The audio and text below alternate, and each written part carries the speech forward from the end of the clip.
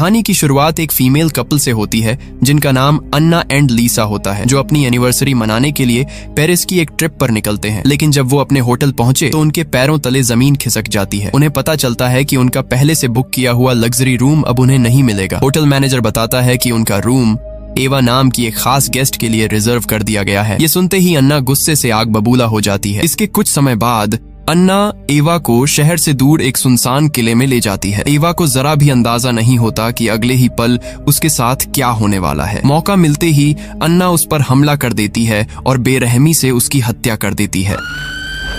यहीं से पता चलता है कि अन्ना कोई आम लड़की नहीं बल्कि बेहद सनकी और खतरनाक सोच वाली इंसान है। लेकिन सबसे डरावनी बात तब होती है जब हत्या के बाद भागने की बजाय वह आराम से अपना फोन निकालती है और एवा की लाश की तस्वीरें खींचने लगती है। उसके चेहरे पर न डर था न पछतावा, मानो उसने कोई बड़ी जीत हासिल कर ली हो।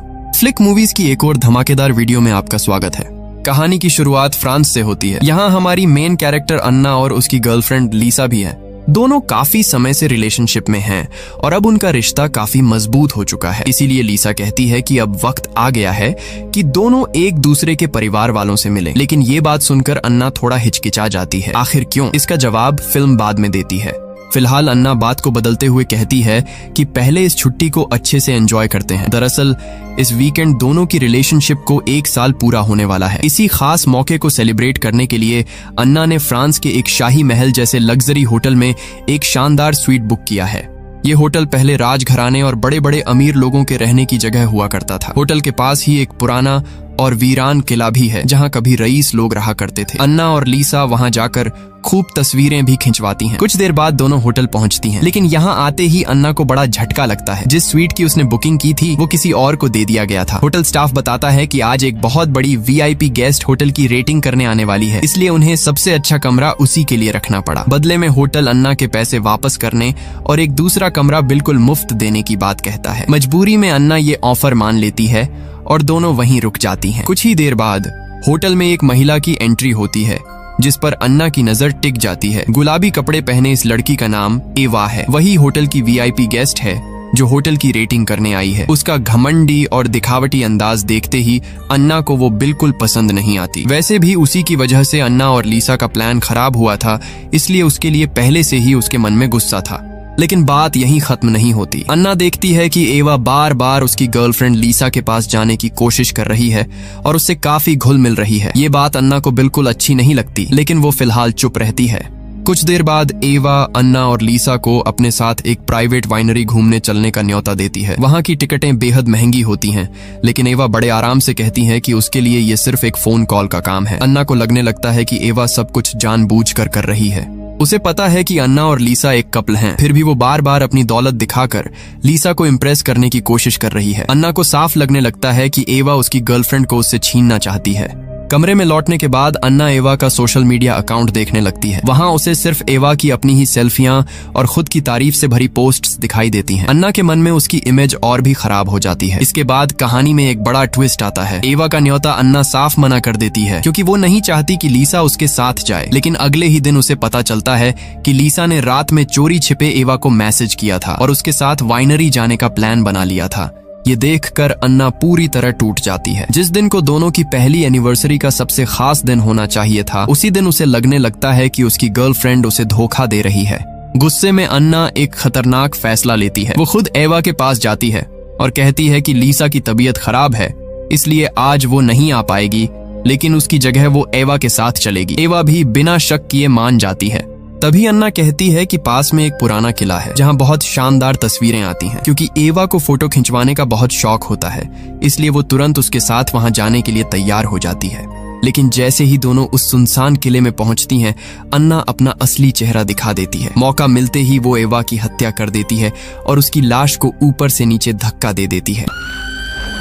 यहीं से साफ हो जाता है कि अन्ना सिर्फ गुस्सैल नहीं बल्कि मानसिक रूप से भी बेहद खतरनाक इंसान है। वो अपने प्यार को बचाने के लिए किसी भी हद तक जा सकती है, लेकिन उसकी हैवानियत यहीं खत्म नहीं होती। एवा की हत्या करने के बाद वहां से भागने की बजाय वो उसकी लाश की कई तस्वीरें खींचती है, जैसे कोई ट्रॉफी अपने पास संभाल कर रख रही हो। इसके बाद वो एवा की जेब से वाइनरी की दोनों टिकटें निकाल लेती है। फिर ताकि लीसा को किसी बात का शक ना हो, वो एवा के ही फोन से उसे मैसेज भेजती है कि उसे अचानक कुछ जरूरी काम आ गया है, इसलिए वो जा रही है। साथ ही ये भी लिखती है कि होटल का उसका स्वीट अब अन्ना और लीसा इस्तेमाल कर सकती हैं। ये सब थोड़ा अजीब तो लगता है, लेकिन लीसा बिना ज्यादा सोचे इस बात पर यकीन कर लेती है। इसके बाद दोनों की जिंदगी ऊपर से देखने पर फिर से बिल्कुल सामान्य चलने लगती है। लेकिन अन्ना को अच्छी तरह पता था कि अगर लोगों को लगे कि एवा अचानक गायब हो गई है तो जल्दी ही मामला पुलिस तक पहुंच जाएगा। इसलिए वह एवा के सोशल मीडिया अकाउंट भी खुद चलाने लगती है। वह उसके ट्विटर पर नई पोस्ट डालती रहती है ताकि सबको यही लगे कि एवा अभी भी जिंदा है और कहीं घूम रही है। लेकिन इतनी सावधानी बरतने के बाद भी एक छोटी सी गलती हो जाती है। एक दिन अन्ना किसी बहाने से अकेले बाहर निकलती है। उसका इरादा एवा का मोबाइल हमेशा के लिए गायब करने का था, लेकिन उसे नहीं पता था कि इस बीच लिसा के मन में पहले ही शक पैदा हो चुका है। अन्ना के बाहर जाते ही लिसा उसका लैपटॉप खोलकर देखने लगती है और जैसे ही वह उसके अंदर मौजूद फाइलें देखती है उसके होश उड़ जाते हैं। लैपटॉप में सिर्फ एवा की जानकारी नहीं थी, वहाँ कई और लड़कियों की तस्वीरें और रिकॉर्ड भी मौजूद थे। लगभग सभी लड़कियां एक जैसी थीं। उन्हें सेल्फी लेने का बहुत शौक था। वे सोशल मीडिया पर हमेशा एक्टिव रहती थीं और खुद को दिखाना पसंद करती थीं। यहीं पर पूरा सच सामने आ जाता है। अन्ना ने एवा का कत्ल इसलिए नहीं किया था क्योंकि उसे लगा था कि वह लिसा को उससे दूर कर रही है। असली वजह कुछ और ही थी। एवा उसी तरह की लड़की थी जैसी लड़कियों को अन्ना अपना शिकार बनाया करती थी। यानी अन्ना शुरू से ही एक खतरनाक सीरियल किलर थी और एवा बस उसकी अगली शिकार बन गई। अब लिसा भी अन्ना का सबसे बड़ा राज जान चुकी थी और अन्ना जैसी लड़की के लिए इसका सिर्फ एक ही मतलब था, अब लिसा को भी जिंदा नहीं छोड़ा जा सकता था। गुस्से और डर में अंधी हो चुकी अन्ना आखिरकार अपनी ही गर्लफ्रेंड लिसा की भी हत्या कर देती है। इसके बाद कहानी अचानक एक नया मोड़ लेती है और फिल्म की दूसरी मुख्य किरदार मैरी की एंट्री होती है। यही फिल्म का पहला बड़ा ट्विस्ट सामने आता है। अब तक जो पूरी कहानी हमने देखी वह असल में मैरी एक इंटरव्यू के दौरान लोगों को सुना रही थी। मैरी दावा करती है कि वह वही इकलौती लड़की है जो उस खतरनाक सीरियल किलर अन्ना के चंगुल से जिंदा बचकर निकली थी। लेकिन सबसे अजीब बात यह थी कि आज तक किसी ने अन्ना को देखा ही नहीं था। यहाँ तक कि कई लोगों को तो यह भी यकीन नहीं था कि अन्ना नाम की कोई लड़की सच में है भी या नहीं। इसी वजह से ज्यादातर लोग मैरी की बात पर भरोसा नहीं करते थे। सबको लगता था कि उसने यह पूरी कहानी खुद बना ली है, सिर्फ मशहूर होने, लोगों का ध्यान खींचने और इंटरनेट पर व्यूज बटोरने के लिए। मैरी के उस इंटरव्यू के बाद उसकी जिंदगी पूरी तरह बदल जाती है। उसे लगातार अजीब अजीब फोन आने लगते हैं। कोई उसे झूठा कहता तो कोई उसे गालियां देता। लोगों का कहना था कि उसने पूरी कहानी खुद बना ली है और सिर्फ फेमस होने के लिए एक नकली सीरियल किलर की कहानी सुना रही है। बात सिर्फ उसके मोबाइल तक ही नहीं रुकी, बल्कि उसके घर के लैंडलाइन पर भी बार बार ऐसे ही परेशान करने वाले कॉल आने लगे। हर तरफ से लोग उसी को निशाना बना रहे थे। आखिरकार मैरी समझ जाती है कि अगर उसे खुद को बेगुनाह साबित करना है तो उसे उस असली कातिल को ढूंढना ही होगा, क्योंकि जब तक अन्ना सामने नहीं आएगी तब तक कोई उसकी बात पर यकीन नहीं करेगा।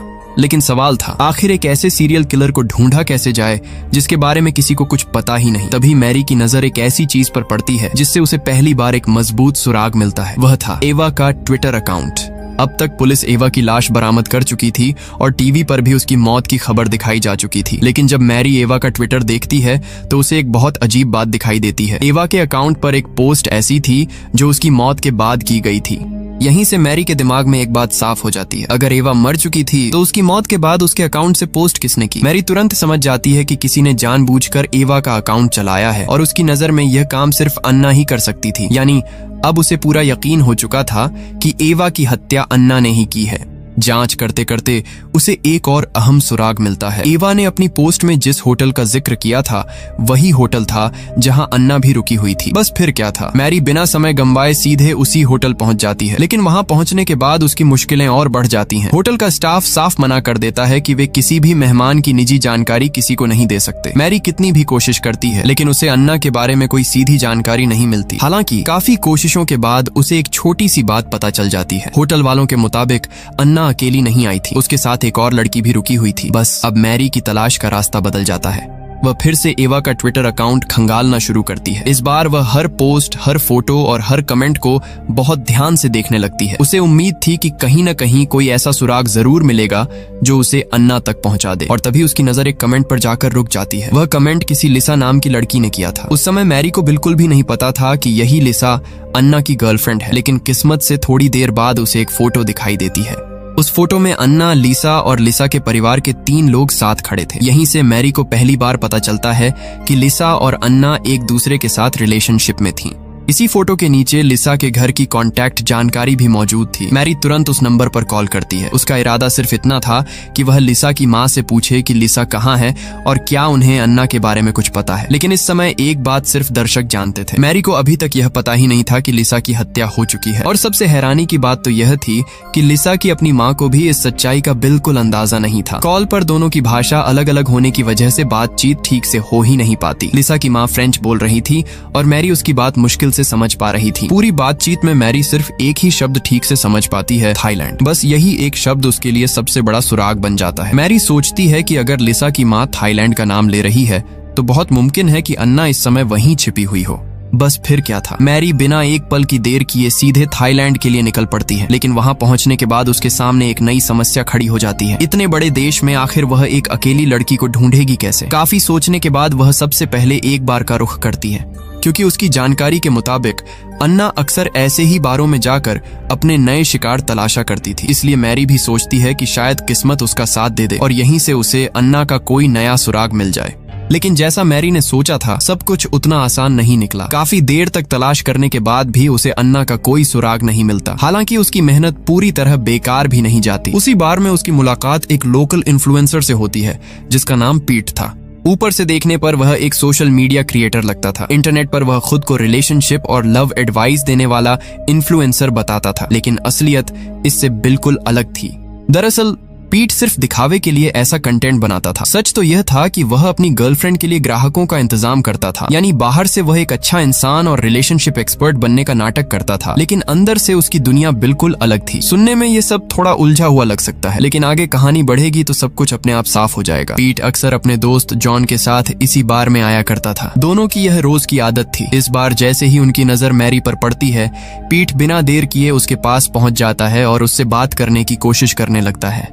मैरी एक नजर में समझ जाती है कि पीट सिर्फ फ्लर्ट करने के इरादे से उसके पास आया है, लेकिन वह सोचती है कि ऐसे लोग अक्सर बहुत से लोगों से मिलते जुलते रहते हैं। हो सकता है इसने कभी अन्ना को भी देखा हो। यही सोचकर मैरी अपने फोन से अन्ना की फोटो निकालती है और पीट को दिखाते हुए पूछती है, क्या तुमने इस लड़की को कहीं देखा है? पीट फोटो को ध्यान से देखता है, लेकिन सिर हिलाकर कहता है, नहीं, मैंने इसे पहले कभी नहीं देखा। तब मैरी गंभीर आवाज में कहती है, अगर यह लड़की कभी तुम्हें कहीं दिखाई दे तो तुरंत पुलिस को खबर करना या फिर मुझे फोन कर देना। ये बहुत खतरनाक है, ये एक सीरियल किलर है। इतना कहकर मैरी अपना फोन नंबर पीट को देती है और वहां से चली जाती है। ऊपर से देखने पर ऐसा लगता है कि दोनों की यह मुलाकात बिल्कुल बेकार रही। न मैरी को कोई खास जानकारी मिली और न ही पीट को उससे कोई फायदा हुआ, लेकिन उसे खुद भी अंदाजा नहीं था कि बहुत जल्द किस्मत उसे ऐसा मौका देने वाली है जिससे उसकी जिंदगी पूरी तरह बदल जाएगी। इधर पहली बार फिल्म हमें पीट की असली जिंदगी भी दिखाती है। अब पता चलता है कि पीट खुद अपने दम पर कुछ भी नहीं करता। वह पूरी तरह अपनी गर्लफ्रेंड की कमाई पर जीता है। सोशल मीडिया पर जो उसकी पहचान बनी हुई है वह भी उसकी अपनी मेहनत से नहीं बल्कि उसकी गर्लफ्रेंड की वजह से बनी है। उसी की लोकप्रियता का फायदा उठाकर पीट ने अपने अकाउंट को बड़ा बनाया था और खुद को बड़ा रिलेशनशिप इन्फ्लुएंसर साबित कर रखा था। अब सवाल आता है कि उसकी गर्लफ्रेंड आखिर करती क्या थी। वह ऐसी वीडियो बनाती थी जिन्हें देखने के लिए लोगों को पैसे देने पड़ते थे, यानी वह पेड एडल्ट लाइव कंटेंट बनाती थी और उसी से उसकी कमाई होती थी। एक दिन पीट अपनी गर्लफ्रेंड के साथ शूटिंग के लिए बाहर गया हुआ था। तभी अचानक उसकी नजर एक लड़की पर पड़ती है।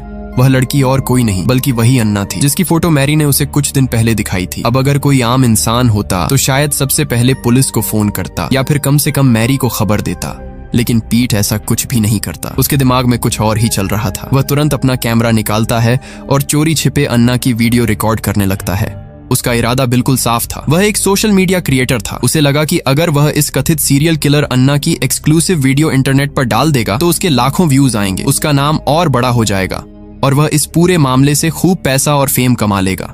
लेकिन यही कहानी एक बार फिर ऐसा मोड़ लेती है जहां सब कुछ पहले से भी ज्यादा उलझ जाता है। अगर आप ध्यान से अन्ना के हाव भाव देखें तो उसकी हरकतों में डर साफ दिखाई देता है। जब पीट उससे सवाल पूछ रहा होता है तब भी वह किसी खूंखार कातिल की तरह नहीं बल्कि एक डरी हुई लड़की की तरह नजर आती है। और यहीं एक बड़ा सवाल खड़ा हो जाता है। अब तक हमने सिर्फ मैरी की बात सुनी थी कि अन्ना एक सीरियल किलर है, लेकिन सच तो यह है कि आज तक किसी ने अन्ना को अपनी आंखों से देखा ही नहीं था। सिर्फ मैरी ही एक ऐसी इंसान थी जो दावा कर रही थी कि अन्ना वही खूनी है। तो आखिर सच कौन बोल रहा था, मैरी या अन्ना? यही फिल्म धीरे धीरे दर्शकों के मन में शक पैदा करना शुरू कर देती है। इसी बीच फिल्म हमें अन्ना की जिंदगी की एक और झलक दिखाती है, जिससे मामला और भी उलझ जाता है। अन्ना का काम किसी आम लड़की जैसा नहीं था। ऐसा लगता है कि वह एक प्राइवेट इन्वेस्टिगेटर या जासूस है। उसके घर में एक एडवांस AI सिस्टम भी लगा हुआ है जो उसकी जांच में मदद करता है। वह किसी केस पर लगातार काम कर रही थी और हर छोटी बड़ी जानकारी इकट्ठा कर रही थी। यहीं से एक नया शक पैदा होने लगता है। क्या अन्ना सच में सीरियल किलर है या फिर वह अपनी गर्लफ्रेंड लिसा की मौत की सच्चाई पता लगाने की कोशिश कर रही है? अगर ऐसा है तो कहीं लिसा की असली कातिल मैरी तो नहीं? यह बात इसलिए भी शक पैदा करती है क्योंकि अन्ना के कमरे में अभी तक लिसा की तस्वीरें सजी हुई थीं। अगर वही लिसा की कातिल होती तो क्या वह अब भी उसकी तस्वीरें इतने संभाल कर रखती? फिल्म जानबूझकर इस वक्त दर्शकों के दिमाग में यही उलझन पैदा करती है कि आखिर सच कौन बोल रहा है। उधर दूसरी तरफ पीट अपने मतलब का इंसान था। जैसे ही उसने अन्ना की वीडियो रिकॉर्ड की, वह सीधा अपने घर पहुंचा और बिना देर किए लाइव स्ट्रीम शुरू कर दी। कैमरे के सामने वह बड़े जोश में कहने लगा कि उसने उस लड़की को ढूंढ लिया है जिसे लोग सीरियल किलर बता रहे हैं। उसने अपने दर्शकों से वादा किया कि अब वह इस पूरे मामले को लगातार फॉलो करेगा और सबसे पहले सारी अपडेट वही देगा। लेकिन पीट को जरा भी अंदाजा नहीं था कि उसकी यही हरकत उसके लिए सबसे बड़ी मुसीबत बनने वाली है, क्योंकि उसका लाइव देखते देखते अन्ना ने उसकी पूरी जानकारी निकाल ली। उसने सिर्फ पीट का नाम ही नहीं बल्कि उसका घर कहाँ है, वह क्या काम करता है और उसकी पूरी ऑनलाइन एक्टिविटी तक पता लगा ली। यहीं से फिल्म में बिल्ली चूहे का असली खेल शुरू हो जाता है। कुछ ही समय बाद अन्ना खुद पीट से मिलने पहुंच जाती है, लेकिन यह कोई अचानक लिया गया फैसला नहीं था। उससे पहले ही अन्ना पीट के बारे में काफी कुछ पता लगा चुकी थी। उसे मालूम था कि पीट और उसका दोस्त जॉन अक्सर अपने घर पर छोटी छोटी बैचलर पार्टियां रखते हैं, जहां वे दोस्तों के साथ शराब पीते, मौज मस्ती करते और रात भर पार्टी करते हैं। अन्ना समझ गई थी कि अगर वह सही समय पर वहां पहुंचेगी तो दोनों उसे बिना किसी शक के अपने घर के अंदर बुला लेंगे। आखिर वह एक अकेली लड़की थी, इसलिए किसी को उस पर शक होने की कोई वजह नहीं थी। और हुआ भी बिल्कुल वैसा ही। जैसे ही अन्ना वहां पहुंची, पीट और जॉन ने बड़े आराम से उसका स्वागत किया और उसे अपने साथ पार्टी में शामिल कर लिया। अन्ना भी बिल्कुल सामान्य व्यवहार करने लगी। वह दोनों के साथ हंसती, बातें करती और ऐसे पेश आती रही जैसे वह उनसे पहली बार मिल रही हो। कुछ देर बाद जब उसे लगा कि सही मौका आ गया है, तब उसने धीरे धीरे अपनी बात शुरू की। अन्ना ने पीट से कहा, मैं कोई कातिल नहीं हूँ, मैं खुद उस औरत की शिकार हूँ। असली सीरियल किलर मैरी है। वह मुझे मारना चाहती है ताकि मैं सच किसी को बता न सकूं। लेकिन ऐसी बातों में लोग सबसे पहले उसी पर भरोसा करते हैं जिसकी कहानी उन्होंने पहले सुनी हो। पीट पहले ही मैरी की पूरी कहानी सुन चुका था। उसके लिए अन्ना बिल्कुल अजनबी थी, इसलिए उसने अन्ना की एक भी बात पर भरोसा नहीं किया। अन्ना समझ गई कि सिर्फ बातें करने से कुछ नहीं होने वाला। उस रात जब चारों तरफ सन्नाटा था और पीट गहरी नींद में सो रहा था, अन्ना चुपके से उसके घर के अंदर घुस जाती है। उसका मकसद था पीट के कंप्यूटर में एक स्पाई प्रोग्राम इंस्टॉल करना, ताकि आगे से जब भी पीट अपना लैपटॉप खोले, अन्ना दूर बैठे बैठे उसके वेबकैम के जरिए सब कुछ देख सके। अगर कभी मैरी वहां आती तो उसे तुरंत पता चल जाता और वह पुलिस को खबर कर सकती थी। लेकिन कंप्यूटर खोलते ही अन्ना की नजर कुछ ऐसी फाइलों पर पड़ती है जिन्हें देखकर वह खुद भी कुछ पल के लिए रुक जाती है। उसके सामने एक के बाद एक कई अश्लील वीडियो चलने लगते हैं। तभी उसे पीट की असली सच्चाई पता चलती है। पीट सिर्फ अपनी गर्लफ्रेंड की कमाई पर जीने वाला इंसान नहीं था। वही अपनी गर्लफ्रेंड से ऐसे वीडियो बनवाता था, उसकी शूटिंग करता था और उसकी कमाई पर ऐश करता था। यानी अपनी गर्लफ्रेंड के शरीर और उसकी मजबूरी का इस्तेमाल करके खुद आराम की जिंदगी जी रहा था। और सबसे बड़ी बात, इंटरनेट पर वही इंसान खुद को प्यार, रिश्तों और वफादारी का सबसे बड़ा गुरु बताकर लोगों को ज्ञान देता फिरता था। ये सब देखकर अन्ना के चेहरे का रंग बदल जाता है। उसकी नजर में पीट अब सिर्फ एक झूठा इंसान नहीं था, बल्कि ऐसा आदमी था जिसे जीने का कोई हक ही नहीं था। बिल्कुल यह वाला हिस्सा पहले से ज्यादा फ्लोइंग, सिनेमैटिक और पूरी तरह पैराग्राफ नरेशन में है। इसमें कुछ भी नहीं काटा गया है, कोई नई कहानी नहीं जोड़ी गई है। सिर्फ भाषा को बहुत आसान, मॉडर्न और थ्रिलिंग बनाया गया है। अगली सुबह पीट की जिंदगी पूरी तरह बिखरने वाली थी। रात के अंधेरे में अन्ना चुपके से उसका कंप्यूटर इस्तेमाल कर चुकी थी। उसने पीट की गर्लफ्रेंड के प्राइवेट वीडियो उसी के सोशल मीडिया अकाउंट पर अपलोड कर दिए थे। कुछ ही समय में वो वीडियो इंटरनेट पर आग की तरह फैलने लगे। देखते ही देखते पीट की सालों से बनाई हुई इमेज मिट्टी में मिल गई। लोग उसे जमकर ट्रोल करने लगे और उसकी गर्लफ्रेंड की पहचान भी सबके सामने आ गई। सबसे हैरानी की बात यह थी कि सारे रिकॉर्ड यही दिखा रहे थे कि वीडियो खुद पीट ने अपने अकाउंट से पोस्ट किए हैं, जबकि असल में ये सब अन्ना ने उसके कंप्यूटर का इस्तेमाल करके किया था, ताकि पूरा इल्जाम उसी के सिर आ जाए। इस घटना के बाद वही होता है जो फिल्म की शुरुआत में दिखाया गया था। अपनी प्राइवेट जिंदगी पूरी दुनिया के सामने आ जाने का सदमा पीट की गर्लफ्रेंड बर्दाश्त नहीं कर पाती और आखिरकार अपनी जान दे देती है। लेकिन दूसरी तरफ पीट को अभी तक इन सब बातों की कोई खबर नहीं होती। वह तो अब भी इसी सोच में डूबा हुआ था कि अगर किसी तरह अन्ना को पकड़ लिया या उसके बारे में और जानकारी मिल गई तो वह इस पूरे मामले का फायदा उठाकर खूब नाम और पैसा कमा सकता है। लेकिन जैसे ही वह अपने घर के अंदर कदम रखता है, उसके पैरों तले जमीन खिसक जाती है। उसके सामने उसकी गर्लफ्रेंड खून से लथपथ जमीन पर पड़ी होती है। और यहीं पर फिल्म का सबसे बड़ा ट्विस्ट सामने आता है। अचानक मैरी भी उसी वक्त पीट के घर पहुंच जाती है। अब सवाल यह उठता है कि उसे इस घर का पता कैसे चला। इसकी वजह भी अन्ना की एक सोची समझी चाल थी। पिछली रात जब पीट गहरी नींद में सो रहा था, तब अन्ना ने उसका मोबाइल चुपके से उठा लिया था। उसी फोन में उसे मैरी का नंबर मिल गया जो उसने पहली मुलाकात के समय दिया था। फिर अन्ना ने पीट के फोन से ही मैरी को एक मैसेज भेज दिया। मैसेज में लिखा था कि उसके पास एक बहुत बड़ा राज है और अगर मैरी सच जानना चाहती है तो तुरंत उसके घर आ जाए। लेकिन वह मैसेज अन्ना ने नहीं बल्कि पीट बनकर भेजा था। यहीं से कहानी एक बार फिर पूरी तरह पलट जाती है। अगर अन्ना सच में बेगुनाह होती, अगर वह सच में मैरी से अपनी जान बचाकर भाग रही होती, तो फिर वह खुद मैरी को अपने पास क्यों बुलाती। इसी पल फिल्म सारा सच सामने रख देती है। असलियत यही थी कि अन्ना ही वह खतरनाक सीरियल किलर थी जिसके बारे में मैरी शुरू से सबको बताती आ रही थी।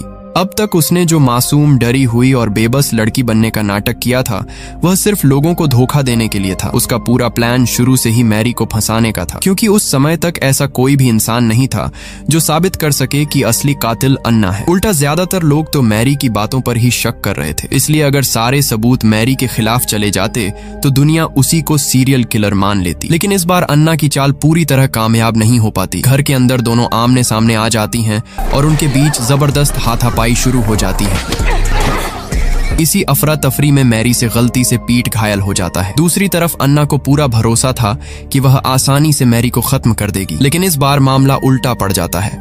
मैरी पूरी ताकत से उसका मुकाबला करती है और आखिरकार अन्ना को काबू करके जमीन पर गिरा देती है।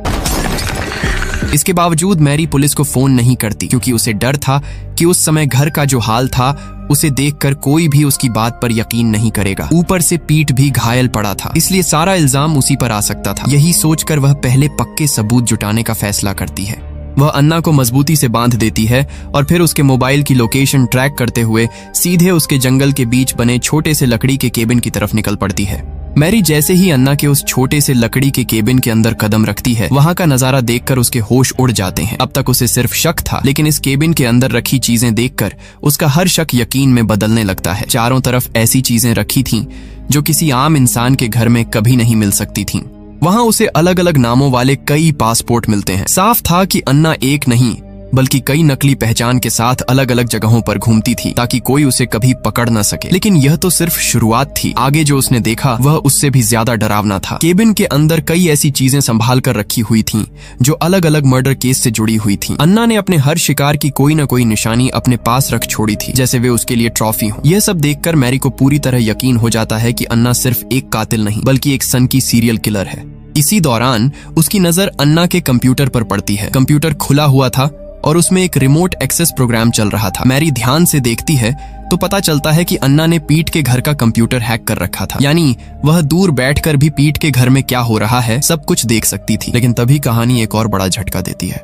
अचानक पीट किसी तरह वहां पहुंच जाता है। वह अभी जिंदा था। किसी तरह खुद को संभालते हुए वह उस केबिन तक पहुंच गया था। अंदर आते ही वह सबसे पहले अन्ना को खोल देता है। शायद उसे अब भी यही लगता था कि अन्ना ही बेगुनाह है और मैरी झूठ बोल रही है। लेकिन जैसे ही अन्ना आजाद होती है, वह बिना एक पल सोचे सीधे पीट पर हमला कर देती है। पीट को शायद आखिरी पल तक यही उम्मीद थी कि अन्ना उसकी मदद करेगी, लेकिन अन्ना ने जरा भी रहम नहीं किया। उसने बेरहमी से वहीं पीट की हत्या कर दी।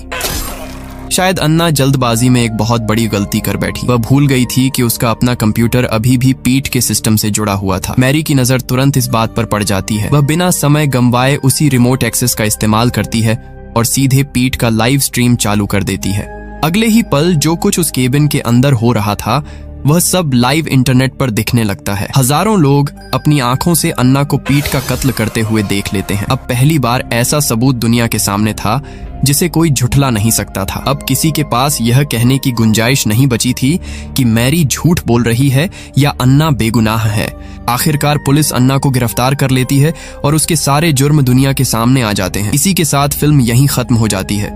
इस फिल्म ने आखिर तक हमें यही सोचने पर मजबूर रखा कि आखिर सच कौन बोल रहा है और झूठ कौन। लेकिन जब आखिरी सच सामने आया तब तक बहुत देर हो चुकी थी। कई जिंदगियां बर्बाद हो चुकी थीं और एक सनकी दिमाग अपनी चालों से लगभग सबको धोखा दे चुका था। याद रखिए, हर मुस्कुराता चेहरा भरोसे के लायक नहीं होता और हर मासूम दिखने वाला इंसान सच में मासूम हो यह भी जरूरी नहीं। कई बार सबसे खतरनाक लोग वही होते हैं जिन पर हमें सबसे कम शक होता है। अगर आपको यह कहानी पसंद आई हो और आप ऐसी ही सस्पेंस, थ्रिलर और दिमाग घुमा देने वाली फिल्मों की पूरी कहानी आसान हिंदी में देखना चाहते हैं तो वीडियो को लाइक जरूर करें। कमेंट करके बताइए कि फिल्म का सबसे जबरदस्त ट्विस्ट आपको कौन सा लगा, और अगर अभी तक चैनल को सब्सक्राइब नहीं किया है तो कर लीजिए। 10 मुहर्रम 61 हिजरी का सूरज गुरूब हो चुका था। चंद घंटे पहले तक मैदान करबला में जो तलवारों की झनकार, घोड़ों की टापें और हक व बातिल के आखिरी मार्के की सदाएं गूंज रही थीं, अब वहां हर तरफ एक ऐसी खामोशी छा चुकी थी जो दिल को चीर कर रख देती थी। फरात के किनारे फैली हुई इस तारीखी सरजमीन पर शाम का अंधेरा आहिस्ता आहिस्ता उतर रहा था और हवा के झोंके रेत को उड़ा रहे थे। ऐसा महसूस होता था जैसे खुद जमीन भी उस दिन पेश आने वाले उस अजीम और अलमनाक सानहे पर सोग मना रही हो। उमर बिन साद का लश्कर अपना जुल्म व सितम का काम मुकम्मल कर चुका था और उन्होंने अहले बैत की पाक दामन खवातीन, मासूम बच्चों और बिस्तर अलालत पर मौजूद इमाम ज़ैनुल आबदीन अलैहिस्सलाम को कैदी बना लिया था। रोती हुई मासूम बच्चियां, गम से निढाल खवातीन और बीमार इमाम अब उस लश्करी काफिले का हिस्सा थे जिसे करबला की खाक से कूफा की तरफ ले जाया जाना था। खैमों से उठने वाले धुएं और सिसकियों की आवाजें अभी फजा में मौजूद थीं, लेकिन उनको सुनने वाला और उन पर दिलासा देने वाला वहां कोई मौजूद न था। शुहदाए करबला के मुकद्दस सरों को नेज़ों पर बुलंद कर दिया गया था और इमाम हुसैन अलैहिस्सलाम का सर मुबारक भी उन मुकद्दस सरों में शामिल था जिन्हें फतह की निशानी समझकर यजीदी फौज अपने साथ ले जा रही थी। तारीख का ये कितना दर्दनाक मंजर था कि जिस अजीम हस्ती के नाना मोहम्मद मुस्तफ़ा सल्लल्लाहु अलैहि वसल्लम के नाम पर लाखों लोग अपनी जानें कुर्बान करने को तैयार थे, आज उन्हीं के नवासे का सर नेज़े पर बुलंद था और उनके अहले खाना कैदियों की सूरत में सफरे कूफा के लिए रवाना किए जा रहे थे। जब वो जालिम काफिला रवाना हुआ तो आहिस्ता आहिस्ता मैदान करबला बिल्कुल सुनसान हो गया। अब वहां ना कोई यजीदी लश्कर था, ना कोई मुहाफिज था और ना ही कोई ऐसा अजीज बाकी बचा था जो उन बेगोर और कफन शुहदा के पास बैठकर उनके लिए दुआ कर सकता। वहां सिर्फ एक गहरी खामोशी थी और वो मुकद्दस अजसाद थे जो करबला की तुपती हुई रेत पर पड़े हुए थे। इमाम हुसैन अलैहिस्सलाम का जिस्म मुबारक इसी मैदान में मौजूद था और उनके इर्द गिर्द अहले बैत और वफादार असहाब के पाक अजसाद भी बिखरे हुए थे। हजरत अब्बास अलैहिस्सलाम फरात के करीब आराम फरमा थे, जबकि हजरत अली अकबर, हजरत कासिम, औन व मोहम्मद और दीगर तमाम जानिसार असहाब इसी सरजमीन पर बेकफन पड़े थे। दिन भर सूरज की शदीद तपिश बर्दाश्त करने वाले ये पाक अजसाद अब रात की तारीकी में बिल्कुल तन्हा थे। न कोई कफन मौजूद था, न कोई कब्र तैयार थी और न ही कोई ऐसा इंसान वहां नजर आता था जो उन्हें सुपुर्द खाक करने का फरीजा अंजाम दे सके।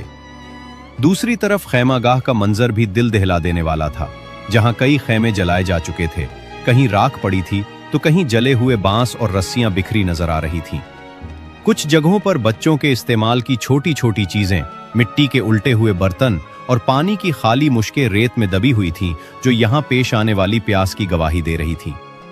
चंद घंटे पहले यही वो मुकद्दस जगह थी जहां कुरान की तिलावत, दुआ और इबादत की रूह परवर सदाएं सुनाई देती थीं, मगर अब वहां वीरानी और हसरत के सिवा कुछ बाकी न था। करबला के आसपास के इलाकों में रहने वाले लोग अभी इस हकीकत से पूरी तरह वाकिफ नहीं थे। उन्हें सिर्फ इतनी खबर मिली थी कि यहां एक बहुत बड़ा मार्का पेश आया है। किसी को यह अंदाजा नहीं था कि नवासा रसूल सल्लल्लाहु अलैहि वसल्लम और उनके वफादार साथी इस सरजमीन पर शहीद कर दिए गए हैं। रात अपनी आखिरी मंजिल की तरफ बढ़ती रही और मैदान करबला में पड़े हुए ये अजसाद मुतहरा गोया आने वाले दिन का इंतजार कर रहे थे, क्योंकि अभी वो लोग आने वाले थे जिन्हें अल्लाह ताला ने उस मुक़द्दस और अजीम जिम्मेदारी के लिए मुंतखब फरमाया था। और यूं तारीख़ इस्लाम के सबसे मजलूम काफिले की तदफीन का वक्त आ चुका था। मगर ये अजीम फरीज़ा किसने सरअंजाम दिया? 11 मुहर्रम 61 हिजरी की सुबह तुलू हो चुकी थी और लश्कर उमर बिन साद अहले बैत के कैदियों को लेकर कूफा की तरफ जा चुका था। इसी दौरान करबला के करीब आबाद बनु असद कबीले तक ये खबर पहुंची कि फरात के किनारे एक हौलनाक मार्का पेश आया है और बहुत बड़ी तादाद में लोग शहीद हो गए हैं। इब्तिदा में उन्हें यह बिल्कुल मालूम नहीं था कि इन शुहदा में रसूलुल्लाह सल्लल्लाहु अलैहि वसल्लम के नवासे इमाम हुसैन अलैहिस्सलाम, उनके अहले बैत और उनके वफादार असहाब भी शामिल हैं। जब उन्हें यकीन हो गया कि यजीदी लश्कर वहां से जा चुका है तो बनु असद के कई अफराद एहतियात के साथ मैदान करबला की तरफ रवाना हुए ताकि मकतूलीन की तदफीन का इंतजाम किया जाए। जब वो मैदान करबला में दाखिल हुए तो उनकी निगाहों के सामने एक ऐसा मंजर आया जिसने उन्हें साकित व सामित कर दिया। हर तरफ बेगोर व कफन अजसाद पड़े थे, जले हुए खेमों की राख हवा में बिखर रही थी और जंग के हौलनाक आसार जमीन पर मौजूद थे। वो चंद लम्हे खामोश खड़े रहे, फिर उन्हें एहसास हुआ कि उनके सामने एक बहुत बड़ी जिम्मेदारी मौजूद है। लेकिन उनके सामने सबसे बड़ा मसला शनाख्त का था, क्योंकि लाशें पामाल हो चुकी थीं और उनके सर जुदा थे। कबीले के बुजुर्ग एक जगह जमा हुए और सूरत हाल पर गौर करने लगे कि अगर शनाख्त ही मालूम ना हो तो तदफीन का अमल किस बुनियाद पर शुरू किया जाए। कुछ अफराद लिबास, हथियारों और ज़ाहिरी अलामात की मदद से कोई सुराग तलाश करने की कोशिश कर रहे थे, लेकिन कोई ऐसी हतमी बात सामने नहीं आती थी जो मुकम्मल यकीन पैदा कर सके। सूरज आसमान पर बुलंद होता गया और गर्मी की शिद्दत बढ़ने लगी, लेकिन बनु असद के लोग अपनी कोशिशों में मसरूफ रहे। आहिस्ता आहिस्ता उन पर यह हकीकत वाज़े होने लगी कि सिर्फ उनकी अपनी कोशिशें काफ़ी नहीं होंगी, बल्कि उन्हें किसी ऐसे शख्स की ज़रूरत थी जो उन अफराद को ज़ाती तौर पर जानता हो, कोई ऐसा फ़र्द जो उनके नाम, उनके रिश्ते और उनके मकाम से पूरी तरह वाकिफ हो। लेकिन उस वक्त ऐसा कोई भी शख्स उनके दरमियान मौजूद नहीं था। कबीले के लोग एक मर्तबा फिर जमा हुए। मैदान पर एक गहरी खामोशी तारी थी और हर शख्स सोच में गुम था। इसी कशमकश के दौरान अचानक एक शख्स की नज़र दूर उफ़क़ की तरफ गई और चंद ही लम्हों में सबकी नज़रें एक ही समत में मरकूज हो गईं। रीतले रास्ते पर एक तन्हा शख्सियत आहिस्ता आहिस्ता उनकी तरफ बढ़ रही थी। जैसे जैसे वो शख्सियत करीब आती गई, लोगों ने महसूस किया कि उसके अंदाज में एक गैर मामूली वक़ार और हैबत मौजूद है। इसके चेहरे पर गहरे गम और मलाल के आसार दिखाई देते थे, लेकिन उसके साथ एक ऐसी संजीदगी भी थी जो हर देखने वाले को खामोश होने पर मजबूर कर देती थी। बनु असद के अफराद अपनी जगहों पर रुक गए और उनकी तमाम तर तवज्जो अब इसी आने वाली शख्सियत पर मरकूज हो गई। आखिरकार वो शख्सियत उनके करीब पहुंच गई। बनु असद के एक बुजुर्ग ने आगे बढ़कर इंतहाई अदब से पूछा कि आप कौन हैं? उस नौजवान ने जवाब दिया, मैं अली बिन हुसैन हूँ। ये सुनते ही बनु असद के अफराद पर एक सख्ता तारी हो गया, क्योंकि वो जान गए थे कि उनके सामने इमाम हुसैन अलैहिस्सलाम के फर्जंद इमाम ज़ैनुल आबिदीन अलैहिस्सलाम खड़े हैं, यानी वही हस्ती जो इस मैदान के हर एक शहीद को ज़ाती तौर पर जानती थी। ज़ाहिरी तौर पर इमाम ज़ैनुल आबिदीन अलैहिस्सलाम अहले बैत के कैदी काफिले के साथ कूफा की तरफ रवाना हो चुके थे, लेकिन मुस्तनद रिवायात के मुताबिक शुहदाए करबला की तदफीन के मौके पर आप मोजज़ाती तौर पर दोबारा मैदान करबला में तशरीफ़ लाए, क्योंकि शुहदाए करबला की सही शनाख्त और तदफीन का ये अजीम फरीज़ा इमाम वक्त ही ने सरअंजाम देना था। बनु असद के लोगों ने रोकर अर्ज़ किया कि हम उन मुक़द्दस अजसाद को दफन करना चाहते हैं, लेकिन हम उनकी शनाख्त नहीं जानते। इमाम ज़ैनुल आबिदीन अलैहिस्सलाम ने सर हिलाया और आहिस्ता आहिस्ता आगे बढ़ने लगे, और बनु असद के अफराद खामोशी से उनके पीछे चल पड़े। कुछ फासले पर पहुंचकर इमाम अलैहिस्सलाम एक जिस्म के करीब रुके, फिर फरमाया, वो शख्स जिसके दोनों बाजू जिस्म से जुदा हैं, ये मेरे चचा अब्बास हैं।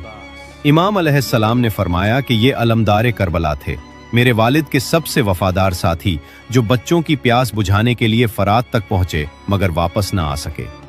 ये सुनकर बनु असद के कई अफराद बेख्तियार रोने लगे, क्योंकि वो पहली बार समझ रहे थे कि वफादारी की कीमत कितनी बड़ी हो सकती है। फिर इमाम ज़ैनुल आबिदीन अलैहिस्सलाम दो कमसिन शुहदा के करीब पहुंचे और उन्होंने फरमाया कि ये औन है और ये मोहम्मद, ये मेरी फुफ्फी ज़ैनब सलामुल्लाह अलैहा के बेटे हैं। इमाम अलैहिस्सलाम चंद कदम और आगे बढ़े और वो एक ऐसे नौजवान शहीद के करीब रुके जिसके हाथों पर मेहंदी के आसार दिखाई दे रहे थे। फिर फरमाया कि ये कासिम बिन हसन है, ये मेरे चचा इमाम हसन अलैहिस्सलाम के फर्जंद हैं। इसके बाद इमाम ज़ैनुल आबिदीन अलैहिस्सलाम एक और मकाम की तरफ बढ़े और वो एक ऐसे जवान के करीब रुके जिसके सीने में नेज़ा गड़ा हुआ था। यहाँ पहुंचकर इमाम अलैहिस्सलाम की आवाज़ भर आई और उन्होंने फरमाया, ये अली अकबर हैं। पूरे मैदान में एक दर्दनाक खामोशी छा गई। इमाम ने फरमाया कि ये मेरे बड़े भाई हैं, ये वो जवान हैं जो शक्ल सूरत, गुफ्तगू और अखलाक में रसूलुल्लाह सल्लल्लाहु अलैहि वसल्लम से सबसे ज्यादा मुशाबा थे। फिर इमाम अलैहिस्सलाम ने हबीब बिन मुजाहिर और हुर बिन यजीद के अजसाद पाक की शनाख्त फरमाई। फिर इमाम ज़ैनुल आबिदीन अलैहिस्सलाम आहिस्ता आहिस्ता एक ऐसे मकाम की तरफ बढ़े जहां पहुंचकर उनके कदम बिल्कुल रुक गए। उनकी आंखों से आंसू जारी हो गए और पूरे मैदान पर एक अजीब सुकूत तारी हो गया। कुछ लम्हों बाद उन्होंने लरसती हुई आवाज में फरमाया, और ये मेरे वालिद इमाम हुसैन हैं। ये सुनते ही वहां मौजूद तमाम लोग ज़ारो कतार रोने लगे। इमाम अलैहिस्सलाम ने अपने वालिद के जिस्म मुबारक की तरफ देखते हुए फरमाया कि ये रसूलुल्लाह सल्लल्लाहु अलैहि वसल्लम के नवासे हैं। फिर इमाम ज़ैनुल आबिदीन अलैहिस्सलाम ने फरमाया, और उनके सीने से जो ये नन्ही सी लाश चिपकी हुई है, जिसके गले में तीर पैवस्त है, ये अली असगर हैं, ये मेरे छोटे भाई हैं। उस नन्हे जिस्म की तरफ देखकर कई अफराद की हिचकियां बन गईं। अब शनाख्त का मरहला मुकम्मल हो चुका था और अगला मरहला तदफीन का था, जहां कब्रों की जगह मुतय्यन की जाने वाली थी। शनाख्त का मरहला खत्म होने के बाद जमीन तैयार की जाने लगी और तदफीन के इंतजामात शुरू हो गए। हर शख्स इंतहाई अदब और एहतियात के साथ काम कर रहा था और कोई भी बुलंद आवाज में बात नहीं कर रहा था। सबसे पहले इमाम हुसैन अलैहिस्सलाम के जिस्म मुबारक की तरफ तवज्जो दी गई। इमाम ज़ैनुल आबिदीन अलैहिस्सलाम अपने वालिद के करीब तशरीफ लाए और चंद लम्हों तक खामोश खड़े रहे। रिवायात में आता है कि तदफीन के तमाम मराहिल इमाम ज़ैनुल आबिदीन अलैहिस्सलाम ही की निगरानी में अंजाम पाए और नमाज जनाजा और तदफीन की असल जिम्मेदारी खुद इमाम अलैहिस्सलाम ने अदा फरमाई। चुनाचे बनु असद के अफराद खामोशी से एक तरफ खड़े हो गए, जबकि इमाम अलैहिस्सलाम ने अपने वालिद के लिए दुआ फरमाई और तदफीन का आगाज किया। फिर वो वक्त आया जब इमाम हुसैन अलैहिस्सलाम को उनकी आखिरी आरामगाह में सुपुर्द खाक किया गया और करबला की मिट्टी ने उस अजीम हस्ती को अपनी आगोश में ले लिया जिसने दीन इस्लाम की बका के लिए अपना सब कुछ कुर्बान कर दिया था। इमाम हुसैन अलैहिस्सलाम की तदफीन के बाद बनी हाशिम के दीगर शुहदा की तरफ तवज्जो दी गई। हजरत अली अकबर अलैहिस्सलाम को सुपुर्द खाक किया गया। फिर हजरत कासिम बिन हसन अलैहिस्सलाम की तदफीन हुई। उसके बाद औन और मोहम्मद को सुपुर्द खाक किया गया। फिर असहाबे इमाम की तदफीन का मरहला शुरू हुआ। हबीब बिन मुजाहिर, हुर बिन यजीद और दीगर तमाम वफादार साथियों को इंतहाई इज्जत और एहतराम के साथ दफन किया गया। ये वो लोग थे जिन्होंने आखिरी लम्हे तक अपने इमाम का साथ नहीं छोड़ा था और हमेशा के लिए तारीख में अमर हो गए। आखिर में हजरत अब्बास अलैहिस्सलाम की तदफीन का मरहला आया, जिनके दोनों बाजू राह वफा में कट गए थे। रिवायात के मुताबिक हजरत अब्बास अलैहिस्सलाम को उसी मकाम के करीब दफन किया गया जहां वो फरात के पास शहीद हुए थे, और यही वजह है कि आज भी उनका रोज़ा मुबारक इमाम हुसैन अलैहिस्सलाम के रोज़े से अलग मकाम पर वाक़े है। अब मैदान का मंजर पहले जैसा नहीं रहा था। जहां चंद रोज पहले जंग हुई थी, वहां अब खामोश कब्रें मौजूद थीं। जहां खून बहा था, वहां अब अकीदत और एहतराम की निशानियां कायम हो चुकी थीं। आखिरकार तदफीन का मरहला मुकम्मल हो गया और करबला की सरजमीन इन मुकद्दस अमानतों को अपने अंदर महफूज कर चुकी थी। रिवायात के मुताबिक तदफीन मुकम्मल होने के बाद कुबूर की जगहें वाज़ेह कर दी गईं ताकि आने वाले वक्त में उनकी शनाख्त बाकी रहे। इमाम हुसैन अलैहिस्सलाम की कब्र मुबारक मरकज में थी, जबकि दीगर शुहदा की कब्रें अपने अपने मकामात पर मौजूद थीं। यूं करबला की सरजमीन पर एक नई तारीख रकम हो चुकी थी। वक्त गुजरता गया, दिन महीनों में और महीने बरसों में तब्दील होते गए, लेकिन करबला की याद कभी खत्म न हुई। बनु उमैया ने बेपनाह कोशिशें की कि इस वाक़े को भुला दिया जाए। बाज़ औक़ात कुबूर के निशानात मिटाने की कोशिशें भी की गईं और लोगों को वहां जाने से रोका गया, मगर कुर्बानी की वो रोशनी जो 10 मुहर्रम 61 हिजरी को रोशन हुई थी, उसे कोई भी जालिम बुझा न सका। आहिस्ता आहिस्ता लोग करबला आने लगे। वो इस सरजमीन को देखना चाहते थे जहां इमाम हुसैन अलैहिस्सलाम ने हक के लिए अपनी जान कुर्बान की थी।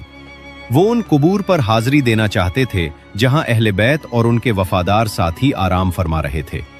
यूं करबला सिर्फ एक जोग्राफियाई मकाम नहीं रही, बल्कि एक अबदी पैगाम बन गई। सब्र का पैगाम, वफादारी का पैगाम और हक पर साबित कदम रहने का पैगाम। सदियां गुजरती रहीं, मगर इमाम हुसैन अलैहिस्सलाम का नाम दुनिया के मुख्तलिफ में फैलता चला गया। लाखों नहीं बल्कि करोड़ों इंसानों ने उनकी कुर्बानी को याद रखा। उलमा ने उनका जिक्र किया, मुअर्रिखीन ने उन पर किताबें लिखीं और आम लोगों ने अपने दिलों में उनकी मोहब्बत को हमेशा जिंदा रखा। करबला की यही वो खुसूसियत है जो इसे दुनिया के दूसरे तमाम तारीखी वाक़यात से मुनफरिद और मुमताज़ बनाती है, क्योंकि आम जंगें वक्त के साथ भुला दी जाती हैं और आम फातहीन का नाम तारीख के सफ़हात में महदूद होकर रह जाता है।